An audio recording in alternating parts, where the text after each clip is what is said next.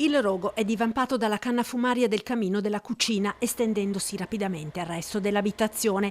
Tragedia all'Alba Santa Maria di Campagna, frazione di Cessalto, in una casa rurale in via Bidoggia, dove vivevano due anziani coniugi. È stato il marito, Graziano Dal Cortivo, 84 anni, ad essere svegliato da un botto poco dopo le 5 del mattino. Ha aperto la finestra ed ha visto il fumo che già usciva dal piano di sotto. Assieme alla moglie, Elena Zamuner, 81 anni, è uscito dall'abitazione nel cortile. Erano riusciti a mettersi in salvo entrambi, portando anche il cagnolino. È stato in quel momento però che la signora, vedendo che stavano per andare perduti tutti i ricordi della sua vita, è voluta rientrare per prendere almeno qualcuno degli oggetti più cari che da tanti anni custodiva con cura, un desiderio che purtroppo gli è stato fatale. Arrivata al primo piano, probabilmente si è sentita male a causa del fumo acre che ormai aveva invaso l'abitazione. È entrata in una camera sdraiandosi sul letto e lì l'hanno trovata ormai senza vita i vigili del fuoco. È Laura, una dei 4 figli della coppia, a raccontare il dramma. Mi ha chiamato mia sorella e mi ha detto che mia mamma ha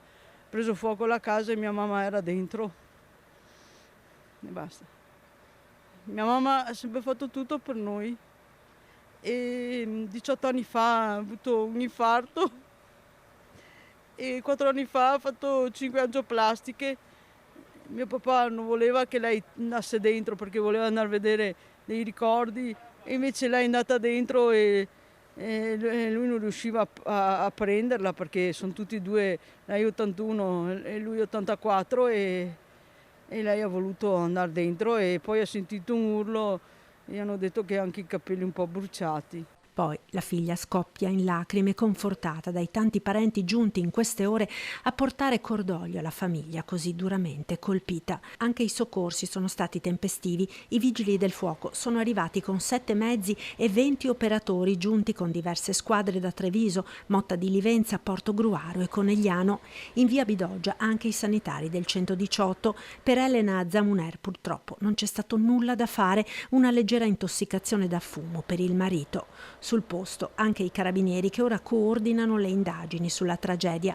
La casa è andata praticamente distrutta. Dal camino della cucina le fiamme hanno avuto facile presa sul rivestimento in legno delle pareti e da lì si sono estese al resto dell'edificio. I vigili del fuoco hanno lavorato tutta la mattina per spegnere il rogo, riuscendo ad impedire che l'incendio si propagasse anche all'abitazione decente.